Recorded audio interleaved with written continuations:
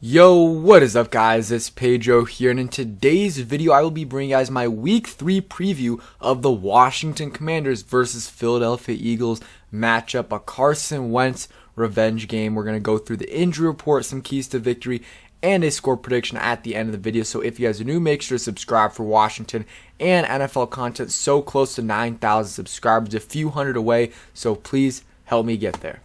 So this is a big game for both teams. I mean, the Eagles are 2-0. Week 1 beat the Lions, who we just lost to 38-35, and then just absolutely demolished the Minnesota Vikings on Monday Night Football. So the Eagles are a really good team. They're coming to FedEx Field, but we know there's going to be a lot of Eagles fans there because there always are.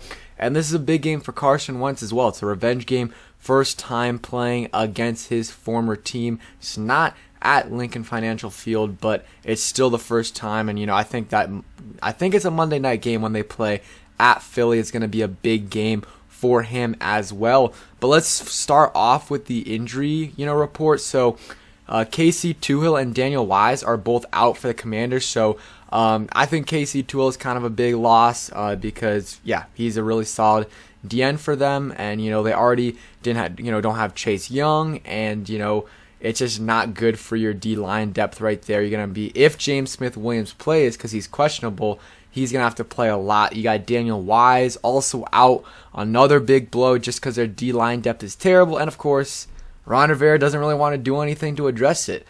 There's guys out there that could definitely help. I mean, they did get Ridgeway, but still, I don't think that's enough. And then David Mayo is also questionable. Not a huge hit, but, the linebacker depth is not great at all. And then besides that, Sadiq Charles is good, Jonathan Allen is good, Cam Curl, Cole Holcomb, Wes Schweitzer, Shakatoni, and Trey Turner. So overall, solid injury news. Wes Schweitzer's back, which he'll be your starting center, and you got Cam Curl back. Those are two big losses last week. And the Eagles are very, very healthy. Only guy that's questionable is Landon Dickerson. I don't think he's a starter. I think he's a backup.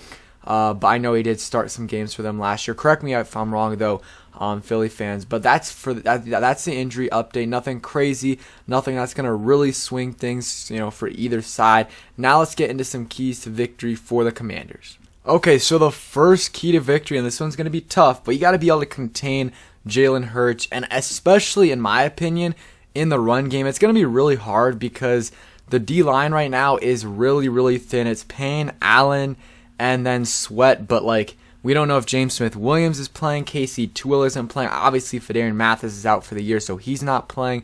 So it's going to be really hard to contain Jalen Hurts in the run game. I think they're going to be, trying to get, I think Jalen Hurts is going to have a lot of carries this game, similar to what he did in the Lions game. In the Vikings game, he is more of a pocket passer.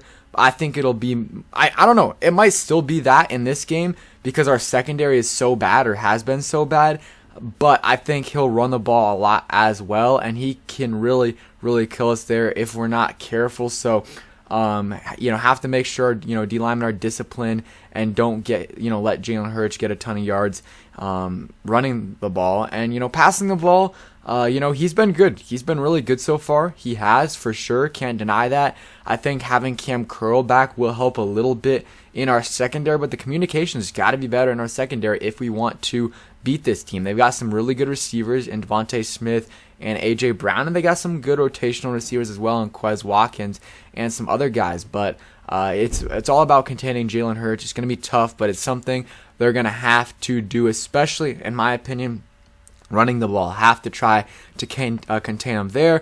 Next one is they have to tackle well in this game. So many guys on this team, especially A.J. Brown and Dallas Goedert, that can break so many tackles. I mean, just watch A.J. Brown play. He's not an amazing route runner, but he's an athletic freak. You throw him the ball, he'll break 3-4 tackles. So our guys have to be able to tackle A.J. Brown and everyone, but specifically A.J. Brown and Dallas Goedert, who can break tackles a ton. I mean, remember last year, I remember Dallas Goedert went off on us.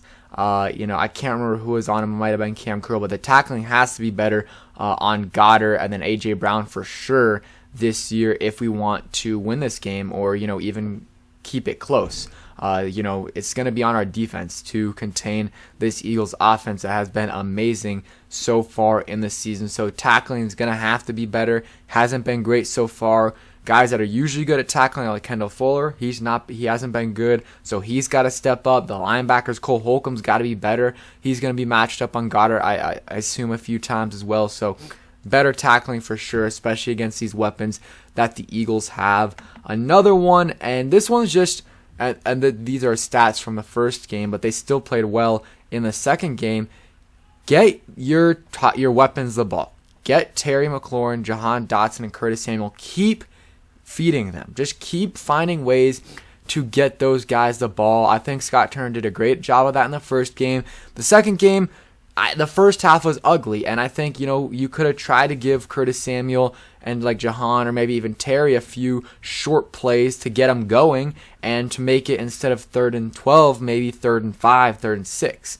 So I think doing that early on in the game will really, really help out the Commanders. And then just in general, like, if our pass protection can, be better than it was in the first half of last week's game, just try to get it to your top 3 guys, because Jahan Dotson is special. Curtis Samuel's also special, and so is Terry McLaurin. People are forgetting that, but he's still, in my opinion, our best receiver. So just get those guys the ball. Our run game isn't great yet, and I think it will be much better once Brian Robinson comes back, and it looks like he should be back by week 5 for sure.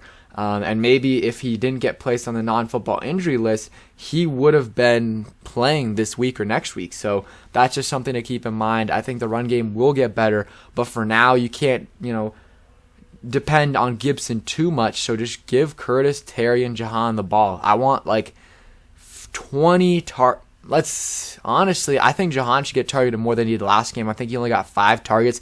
So let's say like 7 targets for Jahan, 8 maybe for Curtis, because like Curtis's targets are a little bit more different. They're more short yardage ones, so maybe like 9 targets for Curtis, so that puts you at 16, and maybe like 8 for McLaurin, so that's 24 targets for the 3 of those guys should be your goal. Another key to victory, special teams, like it has to be way better than it was last game. I mean, they lost a lot of points, in my opinion, off of special teams last week. I mean, the amount of times where they started, inside their own 20, that really hurts you. And yes, one of those, in my opinion, for sure, was on Dax Milne. But the other ones, like, he caught it like the 3 or 4. He had no chance of, just letting it go. And, like, there was like 5 guys coming right at him. Like, no returner is going to be able to juke 5 guys who are all together, that are unblocked. Like, that was on the blocking for the most part. He had some good returns as well. He had a 33-yard return. So that's just something I think they need to work on. And then they had a couple. I know Christian Holmes had a chance to, pin the ball inside the 3-yard line. He completely whiffed that. That was terrible. That goes from, starting at the 20 to starting at the 2. Like, that's a big, big difference. Or starting from the 2 to the 20. That's 18 yards. That definitely helped them out on that drive. When you're at the 2-yard line, you're way more predictable. You have way less plays that you can run. So that's just something that I really think killed them. There was some special teams penalties. Tress Way had some short punts. They had a couple huge returns on that safety one. And they had a 50-yard return. They had a 35-yard return. You just can't have that. Special teams probably was the worst unit in the game. Even though the defense was terrible, the special teams didn't have, and Joey Sly missed an extra point. So everything about the special teams unit was terrible last week. They didn't do, any good things, in my opinion, except for, 1 or 2 good Dax Milne returns. So special teams got to be better. So those are kind of my keys to victory. Obviously, some of the cliche ones, got to win the turnover battle. They haven't done that so far, so that's just something. The defense has got to force some turnovers. They've only forced 1 turnover so far this year. So, score prediction for this game, I think it'll be a little bit closer than most people think. I'm going to go 34-27. Washington Commanders, being at home, will be a little tiny bit of an advantage there. And the Eagles also played on Monday night, while the Commanders played at 1 p.m. last Sunday. So I think it'll be a little bit closer than people think, but I still think the Commanders will come out of this week 1-2. But I wouldn't be extremely surprised if they did win this game. So thank you guys for watching. I hope you guys enjoyed the video. We'll probably have a stream tomorrow night, just going through things, the normal stream, stat predictions, everything like that. So thank you guys for watching. Hope you guys enjoyed, and peace.